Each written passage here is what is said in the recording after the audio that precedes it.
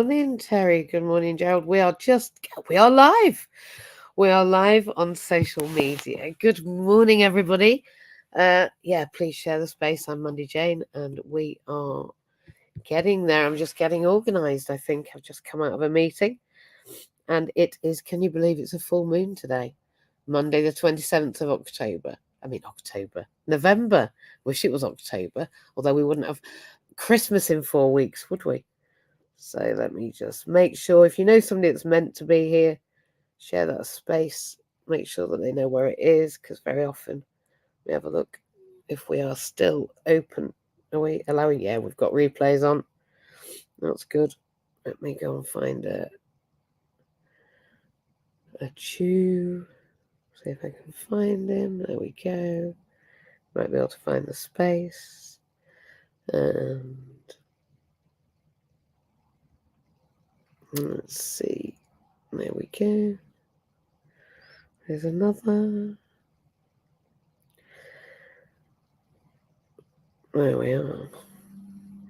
We'll get going in just a minute. Bear with me, because we've got some people to tell. I know that there were some struggles to find the room just the other day, so we will give people just enough time, because it's not easy. This clubhouse hallways are not easy now. I couldn't even manage to find my own room the other day. Couldn't even find my own club the other day. I'm not that good. So we're going to get going in just a couple of minutes. But hang on, actually, while I'm here, I'll grab a quick drink. Thank you for bearing with me, people. I just made a coffee between my morning meeting and this room, and I do so love my coffee, particularly this coffee. There's a story to be told there, but that's another day and another story for another day. I'm afraid I haven't got time for that today. But let's just see a show of hands or an emoji for those of you that actually already drink that coffee. I think there might be one or two of you. Certainly, I know I can see one of you who, if you show me a heart or something, I know you drink that coffee. James, are you around? I don't think he can see me. Maybe he's riding on his bike. Who knows? But that coffee is the healthy coffee that I drink, courtesy of Pete and Dr. Bob, actually. Dr. Bob is a functional medicine doctor. I just thought, whilst we were helping people come in, because I can't see Jew either this morning. I'm not sure where people are. Please share. Dr. Bob is a functional medicine doctor that's helped me understand the power of this healthy coffee. And I also use his stress drops, which I will also deal with. Not sure where all of my co-hosts are this morning, Monday morning, on this full moon. The full moon's at 9 a.m. Interesting. We've got another full moon. It feels like we've had about 42 full moons in the last month. Anyway, another week, another Monday, and it's not 6 now. It's 4 minutes past 6, so I will get on with it. I like to get going by 5 past, and we are over on LinkedIn at 7 o'clock, of course. So I wondered yesterday what to speak about this morning, and the first thing that came to my mind was Christmas. And that provided me with, well, only what I can say, good morning, is an existential crisis of a magnitude that I've not experienced that often. So yesterday, I spent pretty much my whole afternoon going through what I can only describe as an existential crisis. And it's led me to, good morning, to the entire of this week's contribution and my social media presence this week. Good morning. We are all arriving. Oh, somebody else is up here, I think. There we are. Good morning. Let me just make you a moderator. I think we've got a bit of a glitch with the algorithm this morning. That's better. Good morning. Okay. We can get going now. Good morning, Jew. You all right? Oh, there's an Alexia. Now we're all up. Mate. Good morning.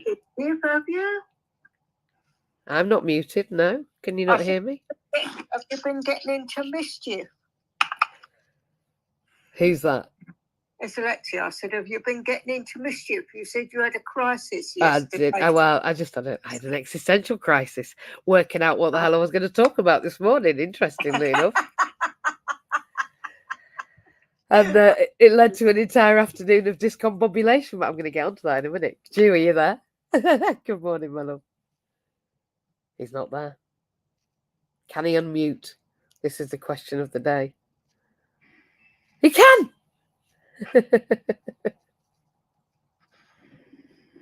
I can. You can. Good morning, good morning. Good morning. Have you had your healthy coffee? No. I have. But you can tell, can't you? Good. Well, I hope you get it in a bit. Have you got some mocha? I've got everything, but I do not trust them to make it. No. Night stuff. You see, for those that don't know, Ju's in a facility in near Rugby in Warwickshire for older people, and he's not an older person. Are you, Ju? And so the night staff aren't so good at making the gorgeous drinks that you have. They're not so good at much, are they? Let's be honest. No. They're good at keeping things safe, aren't they? Which is good. Yeah, so now that we've all kind of started together, then we can get on. James is here. I'll just say good morning. Good morning, James. You all right? Good morning, MJ. Yeah, good morning. I'm good. I was a little bit untidy last week, and I forgot to order the journal, so I'm on basic paper notes this week. Ugh. But I have a beautiful message that is about to arrive, so I'm sure that the wonderful postal service will eventually get it here, as it is a parcel and not a letter, so I'm sure it'll be sharpishly at my door, which will be wonderful. Can't wait. And and I'm having a beautiful cup of coffee, a nice green mug this morning. I've got 2 flasks ready for my day. Cheers, cheers, cheers. So, yeah, if you want to know the power of healthy coffee, let somebody know in this room, and you're welcome to let me know. I will talk about it all day, I'm afraid. At one point, I wasn't sure whether I'd ever learn about its magnitude, but I really feel now that I've got a handle on what it does and why it does it. And actually, before I get going, let me just say that something I found out when I was explaining it to somebody else last weekend was that this coffee that we drink, that we're banging on about, is a coffee that's imbued with reishi. Reishi is a mushroom, the mushroom of everlasting life, is what they call it in the ancient places. I think it's Japan it comes from. It's either Japan or China, somewhere out there. It's ancient Chinese, I think, medicine. It's the reishi mushroom, and that mushroom is it's a powerful adaptogen, and what it does when tackling cancer is that cancer cells try and hide themselves from the immune system as they become malformed, and reishi makes them show themselves. So reishi goes to those cells and says, no, I'm indicating you to the immune system, and then it sends the immune system to kill those cells, and if they don't kill the cell completely, then the reishi adaptogen goes to the dying cancer cell and gives it a gun and tells it to shoot itself. So I love the fact that reishi is like some sort of hitman for cancer and erroneous cells. So every day we make cells that go wrong, and every day our immune system eradicates them. What reishi does is it supports that immune system eradication. And of course, Pete Cohen's wife, Hannah, lived beyond 10 years with stage 4 brain cancer, and she took the spores that I take every hour on the hour, and I do the same. And I have multiple organ failure. I have lived now for 2 years since them telling me I wouldn't be continuing to exist, and I think I'm probably the healthiest I've ever been. But that's my experience. And if ever you want a coffee, you don't forget to drink the coffee, right? I just don't. I don't forget to drink the coffee. I don't forget to make a cup of tea. I certainly can't forget when I'm making a hot chocolate for the kids. And the chocolate really is just amazing. And of course, I wouldn't have been hand cycling a marathon And maybe somebody can pop that link up. I don't know whether they can, but if they can, they can. Yeah, I was hand cycling in marathon. Sorry, darling. One other thing it's done, MJ, Yeah. is there's a little four-legged friend here that kicks off if she doesn't get a drop of coffee in the morning. Well, I'm not surprised. And you've seen what her fur used to look like. That's right. She used to pull all of her fur out. It's great for animals. It's absolutely, the research for animals is outstanding. But then what it shows in research for animals as well, Alexia, is that in mice, if we extrapolate the extent, the length of life that getting mice and actually little worms to consume reishi has done, it would extend our lives by 17 years. So if you extrapolate what it's done to the length of a mouse life, that's what it does to humans. 17 years. So I'm going to live, or at least some more anyway than I would have done. So there we are. Right, well, it's 10 past. We haven't even got going yet. What we like. So it is not 6 o'clock. It's nearly 1:15 now. And as I said, I was wondering what to speak about this morning, and it wasn't coffee. That isn't what I was going to talk about, believe me. Although I will always talk reishi. And I don't just take the reishi. I take a coffee that has 3 mushrooms in it. If you want to know, I'll stop talking about mushrooms now. Let me know. So this existential crisis of not knowing what the heck I was going to talk about this week led me to this week. So I was thinking about this last night. I have practiced relentlessness when writing these clubhouse rooms. I've become more resilient to writing assignments. And my progress through the course, because I'm doing a degree in social work, is just so much more effective than previously when I've studied. Because, well, practice makes progress, right? So, in fact, what they say is that writing is a muscle, don't they? And that when we practice writing, then it flows. You get that flow that writers talk about. A stream of consciousness is what they talk about. And I believe that achieving flow state is practice and not just, it's not about brilliance, it's about practice. So that leads me on to the subject matter which I have selected today. And so that you know, we are live on social media all over the place. I'll not go into detail, but everywhere except Instagram right now. But I've just learned how to do that as well. So that'll be streamed next week. So,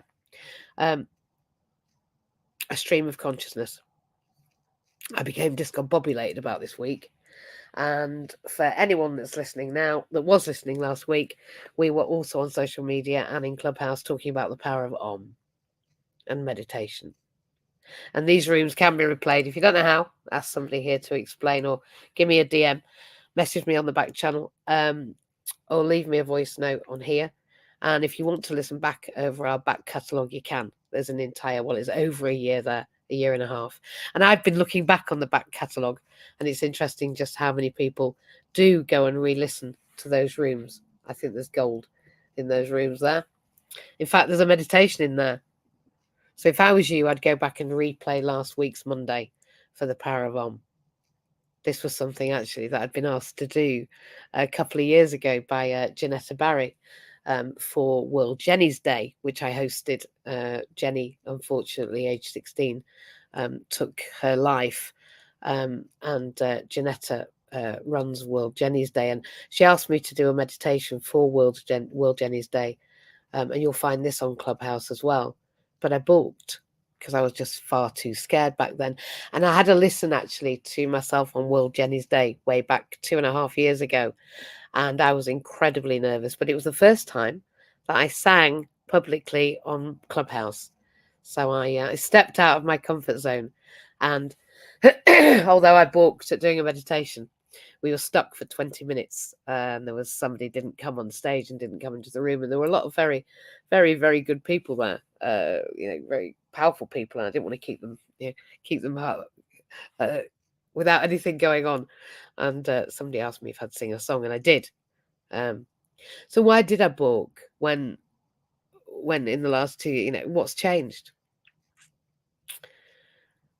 Well, I think that I've actively worked. Well, I've actively begun working on my mindset, my workfulness, my consistency, and my capacity to improve. And it was only this morning when I was doing a Les Brown and then Napoleon Hill and a number of other great leaders. I was looking in the mirror and I was deeply staring into my eyes and telling myself what was going to happen this week. My capacity to improve is the only point. In fact, when looking back on the rooms and listening to myself and wondering how embarrassing I'm feeling, how embarrassed it is to listen back, or how difficult it is, or what people thought, really doesn't matter. It really doesn't matter. It is only my capacity to improve that is of any interest. In fact, it is not even the outcome that's important, it's the process. And many of us in this room have already been working with a coach, or I indeed am their coach, or for some of you in the room, I may be becoming your coach. Coaching is part of my business. I'm a teacher, a psychotherapist. I'm a Senko, an Elenco in Wales. That's a special educational needs and disability coordinator. I'm part of the process of supporting access to work, and access to work have received, well, they told me last week, unprecedented applications. So we're often coaching for some 16 weeks before they actually show up.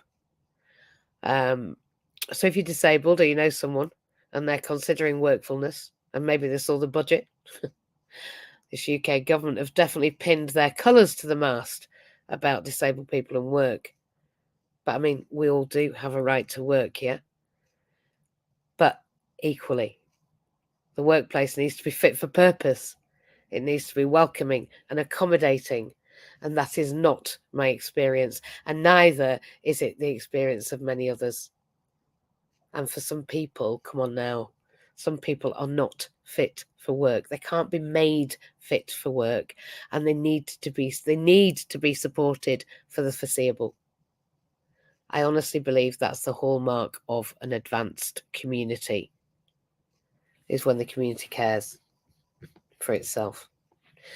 So I got to think about all this all day because I was in that state of flux, right? Really discombobulated to an extreme. Processing, not creating the outcome I wanted. So discombobulated that I looked to see when the full moon was. And of course, it's today. Because when I feel that way, I really do feel that the moon has something to do with it. They say that the moon, well, we know, moves the tide, and we're 90% water. So is there any wonder that I was in that state of flux?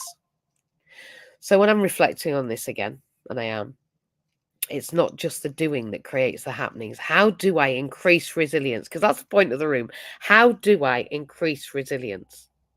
Hey, morning.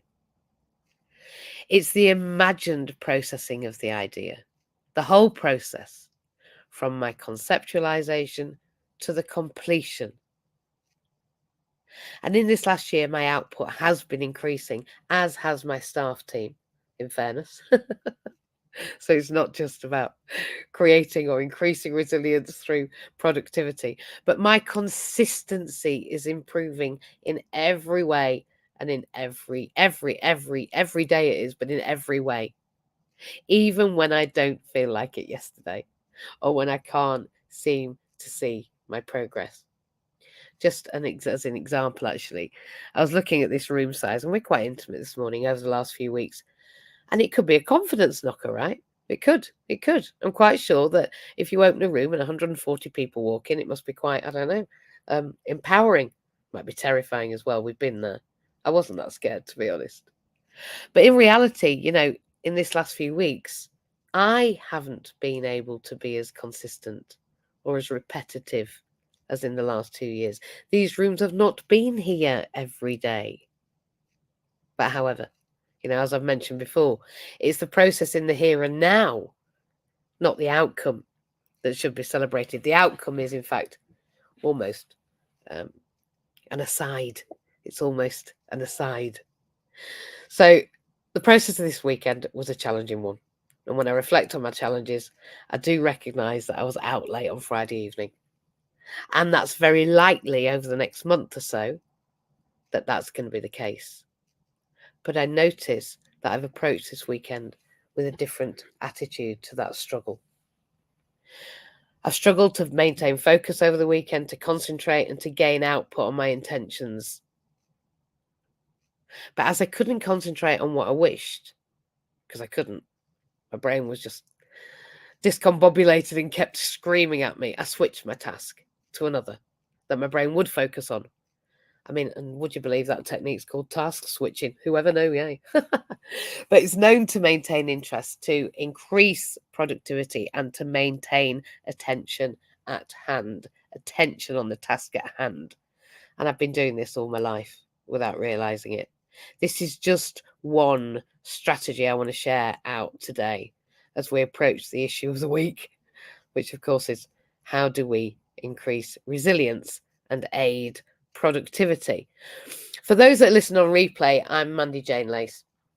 I'm a coach. I think the best kind of coach, because I work with the sick and disabled, the mentally, physically and emotionally challenged people. If you're ill, or you know someone with a disability who doesn't know how to access what they're entitled to through, well, many areas, but particularly the Access to Work scheme, accessibility partners, and more holistically through inclusion, which as a matter of interest, that's running tonight at 7:00 on Clubhouse in the Inclusion House. Maybe somebody could pop a link in the chat. If they can't, I understand. So 7:00, yeah, we're going to be discussing all things access to work tonight. And I know that Bob wants to come along and he's not able to this week, but we should look forward to seeing everyone that is coming along tonight. It's exciting. As we work through all things resilience and inclusion, both here on Clubhouse at 7 and then at 7:30 on our Zoom channel. So we're talking resilience. We just got here at 6:20 and we got onto the subject. That was a long intro, wasn't it? So what is resilience, and how, when I'm feeling like I did at the weekend, can I increase it? Well, resilience, it's our ability to recover, to recover effectively and speedily from difficulties, or make changes when there's adversity or tragedy or trauma or threats or just feeling discombobulated. Any significant source of stress. So resilience is our ability to recover. It's also called that bouncing back, isn't it? Oh, look at her. She bounced back. Doesn't matter what happens. She bounced back. It's MJ. She always bounces back. But for me, it's definitely more about the adaptation. Resilience is just not a single quality. It isn't. It's a combination of traits and skills. We have to be multidimensional when we become resilient or more resilient. It needs to include, in my humble opinion, our emotional regulation, which I use Dr. Bob's stress drops for. It actually holds GABA. It has within it, I'm going to tell you, it has GABA, theanine, leaf balm, mint, lemon, bergamot, but methylated B12. You should really talk to me about it if you feel that emotional regulation is a thing, and it is in ADHD and AS, and I am neurodivergent. In fact, I used this. I used ChatGTP the other day and used Dr. Bob's bottle. Took a picture of it in I've forgotten the name of it now. But if you go to ChatGTP, there's an image assessor. You can take a picture of it, put a circle around the thing you wanted to talk about, and then ask what's in it and what benefits you can expect from it. And I'm happy to go through those benefits with you. Absolutely beautiful. But yeah, emotional regulation, important that we can think clearly whilst managing our emotions, bringing our focus, labeling the emotions. I label the emotions. I don't deeply dive into them. I label them. I am feeling discombobulated. What is happening? I inquire after. But emotional regulation isn't easy if you don't have the hormonal balance to achieve that calm state of mind. Of course, what we did last week, meditation, as I've suggested you go back, that has aided my emotional regulation because it's practice making progress. We also, I think, for a multidimensional approach to increasing resilience, we need to remain optimistic.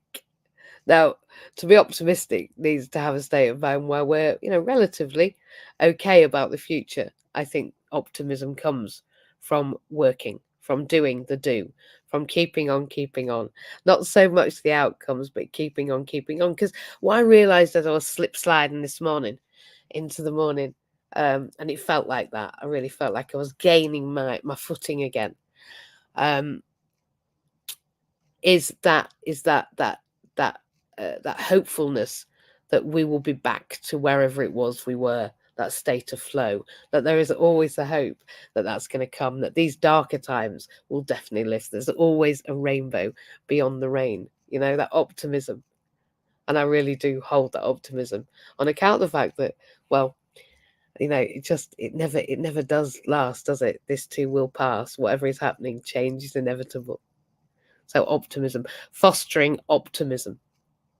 So we're just describing what resilience is. And we say that I think that to create resilience, increase resilience, we need to be multidimensional. That isn't just about us bouncing back. It's also about adapting. And adapting is part of bouncing back, isn't it? With that emotional regulation and optimism. We need to be flexible then, right? So flexibility. Remaining flexible in a state of discombobulation is difficult, because I definitely want guarantees at that time. I want to feel safe. I want people to tell me that they're definitely doing what they're going to do, and they're going to do it now, and we're going to do it at that. Well, that just doesn't work. I need to be flexible. I have to be able to listen to my innermost musings, and that's where meditation is so helpful. Because it's difficult to listen to our inner voice, to the voice our mind is expressing, unless we are calm, emotionally regulated, and optimistic. That requires then flexibility to listen to that voice and maybe flex, yeah? Maybe change what's happening if a better idea comes up. It's being able to trust that still small voice, I think, because that leads to problem solving. The flexibility to apply a different strategy to achieve a different outcome. And really important for this week for me, in this discombobulated state, in this moving into December, into this Christmas period, which is definitely where my challenge is being experienced, because I'm aware of some of the mistakes that Christmas and I have embarked on together. And so I think I am going to be seeking the support of those around me that I love and who love me, because my emotional regulation, with my optimism that I am progressively moving towards a Christmas where I make choices that are mine and not those ones that I've been conned into by the influences of the outside, all those competing voices. I remain flexible with myself, accepting that Christmas is not going to be the same and that change is inevitable, and there's lots of different places I'm going. And so that flexibility to problem solve when I am in the moment, without maybe the equipment that I need or my NutriBullet or whatever it is that I do, because I juice every morning. Well, I don't. A NutriBullet, it's the same thing, but you get all the fibre. And of course, over this period, the ability to seek support, ask people for help. So we know then that resilience is a dynamic process. We know that. We know we need to be multidimensional. It changes over time, though. And it's influenced by our environment, isn't it? Our personal experiences, and of course our developmental stages, whether we're in midlife, whether we're at the beginning, whether we're in that third age. And, I think some people would look and go, oh, MJ, she's resilient. She's born that way, wasn't she? She was born resilient, that one. Nah. I think that we can have a resilient demeanour. I think it comes from a difficult birth, to be honest. But I honestly believe that it's a set of skills and responses that need to be learned and developed, a craft that can be developed. I think it's through our experiences, but also our conscious effort. You build resilience slowly, like building a wall. Those layers don't really seem to go very high, when you first start layering them, but they soon mount up. Resilience is more than enduring. It's more than merely surviving. It's easy, I think, to tread water, or it's easy to get to a point where we're treading water and we don't realize that that positive growth isn't happening. Transformation happens as a result of facing adversity, because that encourages positive adaptation. If nothing changes, nothing changes. So it's not about enduring just. It's not about surviving. It's about pushing through to create that transformation. And of course, it can depend on the context, can't it? Or the stress or the challenge. This weekend wasn't really a stressor, was it? I was fighting myself. Hang on a minute. To be honest, all those external stressors, they are the least of my worries. I am my biggest enemy. I am my biggest enemy. Because even though this weekend there wasn't a particular stressor, my brain was telling me that I definitely couldn't do what I wanted to do again and again and again, as it distracted me, and was just emotionally on a roller coaster. You know, there wasn't really a stressor this weekend, but the stressor was in my mind, and it was the biggest one there. And for that, this weekend, my social support systems and my relationships were crucial in that resilience. Even when I spoke to people and they didn't know that I was, I was challenged. Maybe they did. I didn't particularly out loud say it to everybody, but I think, it was quite obvious that that connection was important, because it gave me the emotional support. And also there were some people that I called on for actual practical help. I had a meeting with one of my PAs yesterday online, my physical helper at home, my support assistant, and I had a meeting with her and her husband online to ask for some practical assistance this week. That fosters a sense of belonging. And of course, on Saturday, we will be talking about this in Belonging in Business on LinkedIn. And we'll be going across in half an hour now to LinkedIn as a little practice before Saturday, and to see Pete Cohen, where he'll be talking about all things mindset on this Monday. And we're talking mindset, aren't we? I think, though, that this environment also fosters a sense of belonging. We can talk to each other, we can communicate, we can text. It's great to see you communicating with each other. I think that's something that LinkedIn lacks, and it can feel quite cold over there. So I think a little bit of both. Never hurt anybody. So those social systems, those friendships, those colleagues, important this weekend as I managed and dealt with bobbing on the sea of discombobulation. I have forever, since the day Dot, brought various strays home when I was young. I remember going to a swimming pool once, and which I did lots. I still do, of course, downstairs now.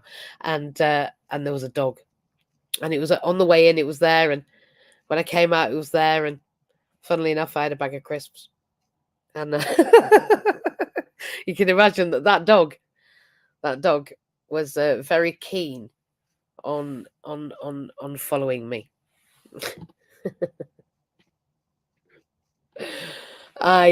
I was determined that I was going to take that dog home, and I did.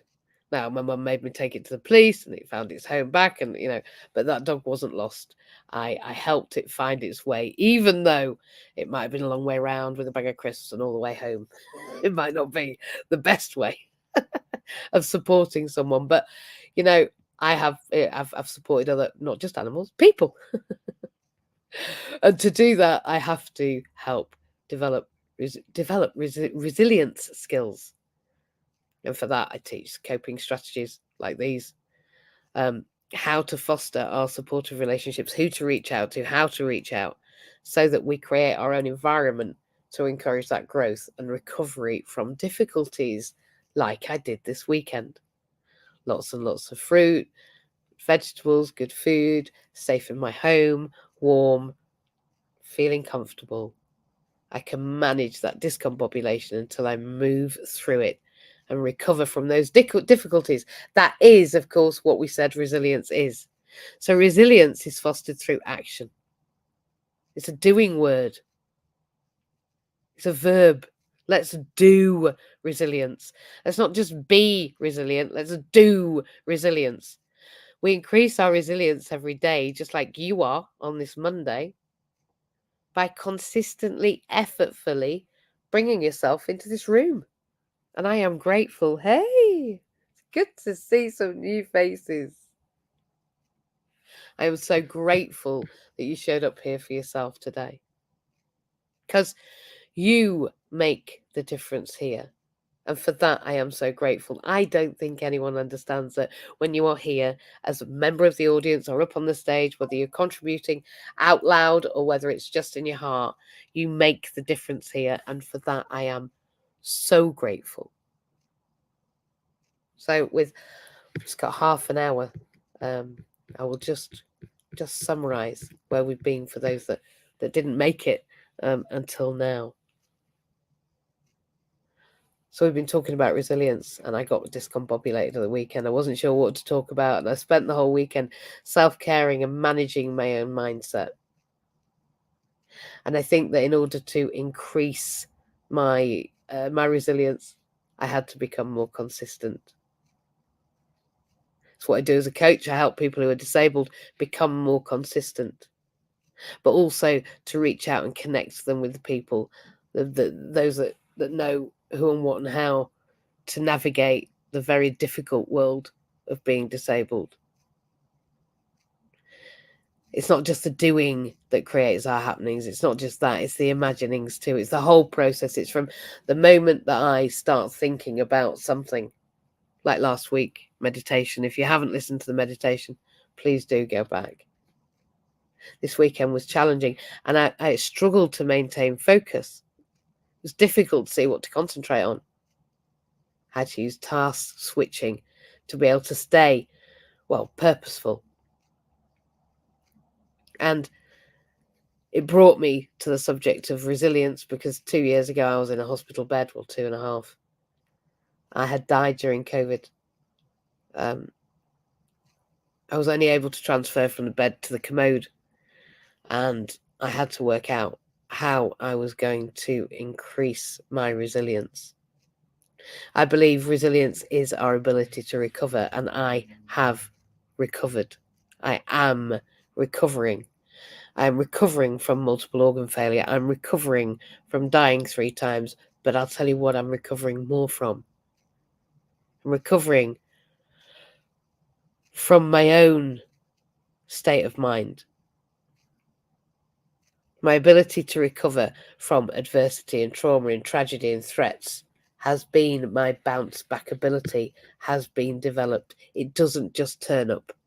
It turns up through repetitive emotional regulation, remaining emotionally stable, being optimistic, absolutely embracing flexibility, and actively solving my own problems alongside those that love and honour me, and I do too. That creates resilience. It's a dynamic process, and it is definitely impacted by our environment. Be careful where you play. Purposeful play requires practical positioning. Our personal experience, the places that we're in, and what developmental stage we're in. Do not disregard Erickson's theories, the life course approach. Do not disregard where you are. Where you are and what you want at this stage is very important. And Erickson tells you every stage you're at. It's quite embarrassing, really, when you go, oh, look at me, being quite obvious and pretty much predictable. People seem like they're born resilient, but they're not. It's a set of skills and responses that needs to be learned and developed. It's a craft. It's through conscious effort that we build, increase resilience. It is more than surviving. It's thriving. And we need each other to do it. We are better together. It's fostered on action, collective action, collective action. So you make the difference. We make the difference. We are the difference. And I'm asking the question this morning, And we've only got 20 minutes. I have talked quite a long time and very patiently listened to me. So thank you. Are you resilient? What's made you more resilient? And what are you going to do to become even more resilient today? I'm going to take Dr. Bob's stress drops. I'm going to be drinking my Reishi coffee. I'm going to be drinking my smart water. I'm going to be progressing through my calendar, which is already planned for today. I'm going to remain awake as I process this next month and navigate this very difficult, I think, period of time as we move into what can only be described as a discombobulated time, because it's all changed. But I'm excited for Christmas. This time last year, I set my stall at 100 entrepreneurs, creating 100 disabled entrepreneurs, and Accessibility Partners has smashed that target out of the ballpark by 50%. So never let it be said that when we set our intentions, if we apply these strategies, that we can't succeed in our aims, because I know that we can, because I'm resilient. And I'm fostering resilience right now, right here. And you are helping me foster resilience as you help me to keep crafting, keep honing my craft like this. So I'm very grateful to you. And I'm looking forward to hearing how you're resilient in this last quarter of an hour. Perfect timing. It's great to see everyone, especially the new people. Please click on each other's faces. Say hi. We have some very important people in this room. I'm going to add you back now because I said that and then I didn't. Oh, we lost a David. So I will move to an Alexia. How are you? You feeling resilient? Again, everyone say, yeah, of course I'm resilient. I think it must be something in the air, mate, because I had one of those days yesterday when I was writing my blog for today. So I think this is just a personal opinion, just to remind people that everything you have comes from this planet. How do we make a difference? We're hearing, seeing practically every advert we have right now is, can you help this organisation? Can you help that organisation? Can you do this for somebody else? Here's something you can do for you right now, right this minute, is respect this planet. Because it's everything you have, from the air you breathe, to the food you put in your mouth, to the clothes you put on your back, comes from some source of this planet. So if you can't afford to do something in money terms, and I've gone from being pretty wealthy to absolutely nothing in the bank, and just imagine that happening overnight, and then being told by somebody in the medical profession that I was lazy. I was determined to turn my life around. I met MJ on Clubhouse 2 years ago in a room that Pete Cohen was running. And MJ could hardly speak, never mind go and do a marathon. And yes, I'm proud to say I was with MJ when she did that marathon. And it was amazing. I made her go a bit green round the gills when my mobility scooter decided it had enough when it stopped. And I went and got her backup handbike. And then I scared myself because I realised if anybody has ridden an old bike from many years ago, you didn't have brakes in the traditional sense where you squeeze them with your fingers. You had to back pedal. So we're doing this in life all the time. We back pedal to see where we're going. But what you can't do is you can't change your past. You can change what you do right now, right this minute. You can make an effort to help yourself by doing love and kindness. meditation is one of the most powerful things you can do. But if you want to do something that's even more powerful than meditation, get outside even on the coldest days and go and show this planet some love and respect. I've always been disabled all my life, but until I met MJ, and it took some pushing, didn't it, mate, to make me realise I was disabled. I think, this is just a personal opinion, we need to remind our MPs that not everybody is capable of doing something. But just how many disabled people out there are running their own businesses? I was an ex-nurse. I'm severely dyslexic and still manage to be a nurse, and MJ knows how severe my dyslexia is. I'm a published author. I write as a job now. I hate to picking pen up to paper. It scared the life out of me because of an experience in my life. Drew will tell you his own story, but let's say Drew's job was making the rest of us kept safe. He was in the forces. Now he's in a nursing home in his 40s. He's still doing things. He's in these rooms. He comes in to Sharon's rooms every day to support Sharon. And he hasn't let life just stop. I've met so many people like that through MJ. So whatever that challenge is for you, the thing I've learned, if nothing else, excuse my language, but if it scares the hell out of you, that's probably the one thing you need to do. But it's Christmas time. Before you go out and buy your Christmas presents, please think about what you're going to do with what you've got, what you're going to get rid of. I'm finding more rubbish on the street and I'm finding it harder to walk. It's becoming painful for me, and I'm going to admit it. It's hell on wheels. You can all help. If you see somebody's dumped something that needs to be recycled, needs to go to the tip, 90% of you are car drivers. Don't go past it. Pick it up, put it in your car, take it to the tip. If everybody does that, or if it's a small thing, puts it in that bin, that will change how everybody feels. So I just finished with sending love and kindness to all of you, and have an absolutely fantastic week. And I'm done speaking.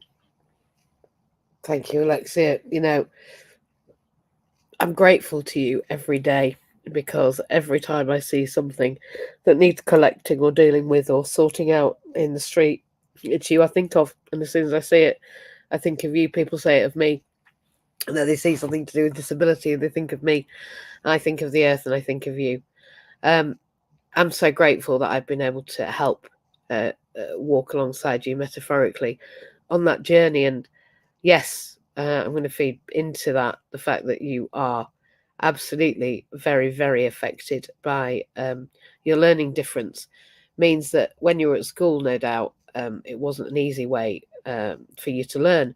And so I hope that what we've managed to start creating is that environment we talk about where resilience can be fostered, because I think that with the support mechanisms you've got around you and the changes that we're making in as far as how you move through the world and the access to a personal mobility device, you're working from home but having somebody to be held accountable to and to work alongside, and somebody that can help navigate the screen with you at times when it's more difficult. I think that's how fostering resilience can work, because your environment now is a place that we can foster that resilience, where you can improve and you can move into those areas like writing that you were so terrified of. University, something that you always wanted but didn't actually feel you'd ever get to, and yet here you are doing it, smashing it out the ballpark. You know, you passed last year and now you're on to your second year. It gives me goosebumps when I think about your story. And the fact that you're here watching my journey and this journey and Inclusion's journey into what is just the greatest tomorrow. As much as what the government are doing is crass and unacceptable and disgraceful, the truth is that they have to do something. Now, I never expected the UK government to do it eloquently or with finesse, because it's just not what they are. However, there has to be a state of change. This change is not what we wanted, but we knew change was coming. I've been predicting this change for the last 2 years. I said to people, and I'll say it again, if you are disabled in the UK and you are not engaging in some form of workfulness, that might be an hour a week. When the government say they want people to engage, they don't mean we want you to go to work for 40 hours a week in a factory without any help. Although they said it in a very crass and difficult way, in a way that wasn't necessary, because we need to encourage and not use a stick. An hour a week. I believe that if disabled people are given the environment to start to imagine who and what and how they are, what they want to be when they grow up, which is the question I ask everybody, including my 78-year-old client. What do you want to be when you grow up? And what he wants to be when he grows up is he wants to have a health shop and speak about his experiences, and now he is doing. But you need to foster that environment. I think when we do, then we can start to dream. And when we start to dream and imagine, we can start to find out what it is our raison d'etre is. What's our reason for living? What makes us, what fosters our resilience, what makes us motivated. And that's what I believe the UK government need to do, is foster that sense of belonging amongst disabled people, as then they can share together and show each other how it is possible, just like me and Alexia have been doing for over a year now, showing each other how it is possible and seeing each other reflected in each other, so then we could see possibility within the other. Jude, good morning. We've only got 8 minutes and there's 2 of you left. Goodness me. Good morning.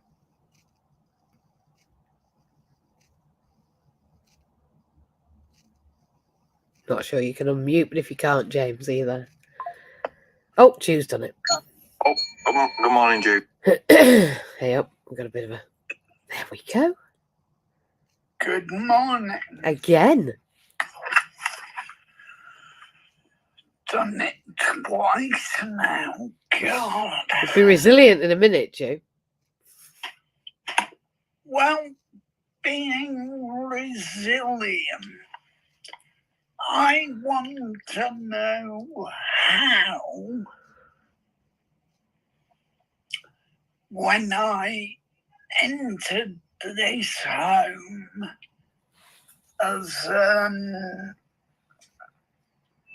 nearly 19 stone person,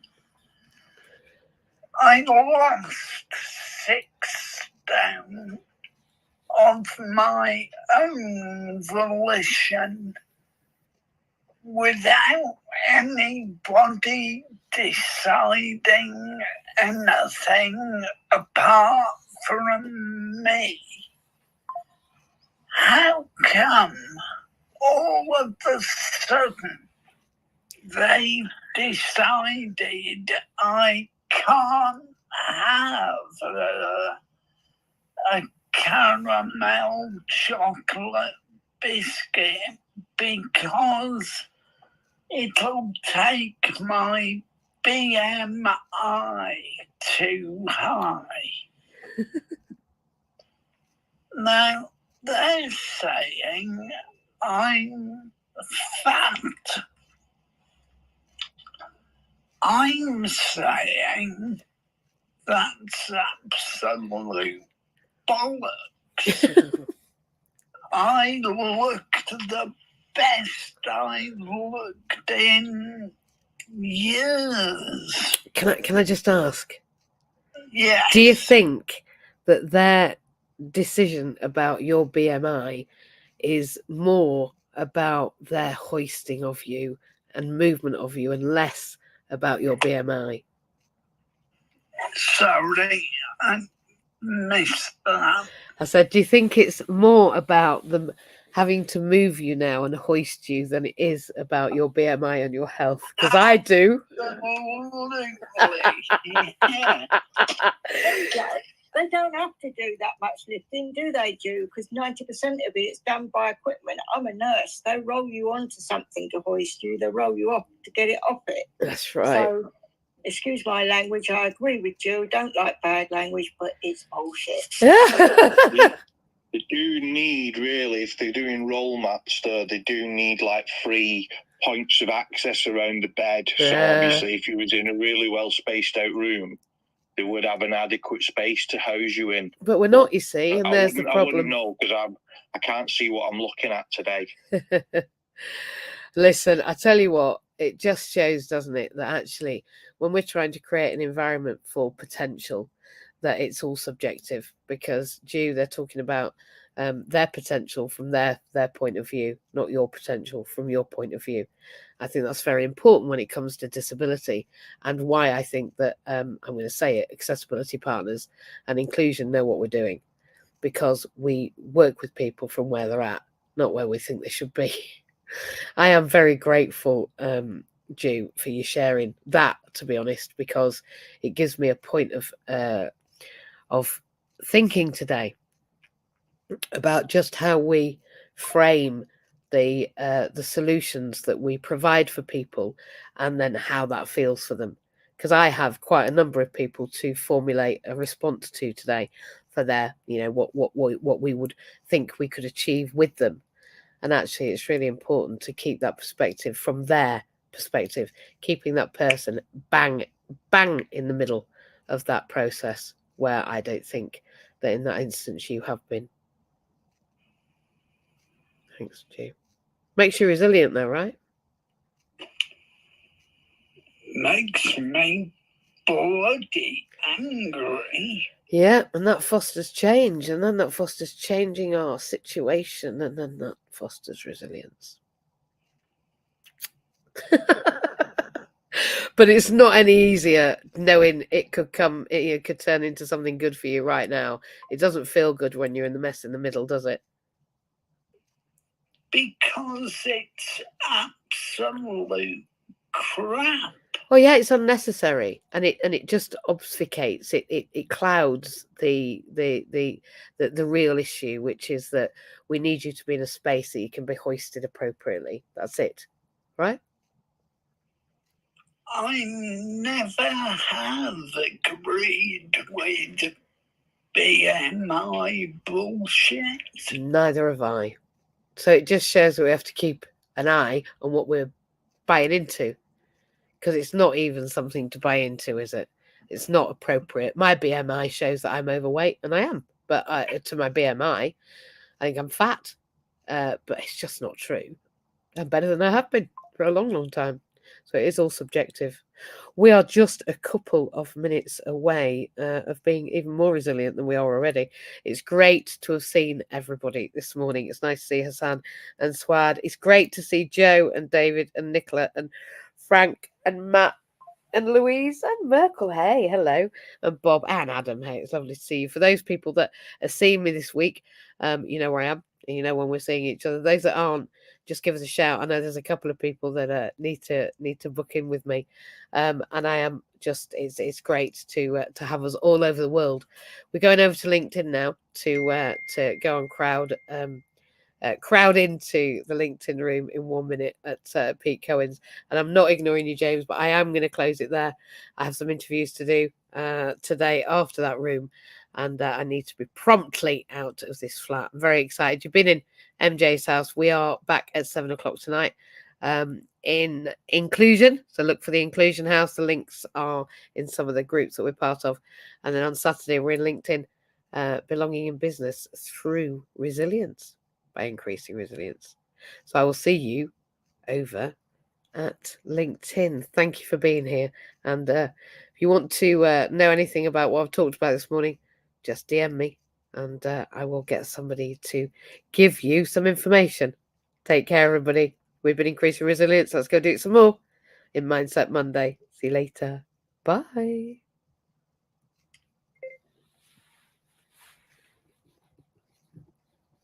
And bye on here too. Oh, look at the lights. Take care.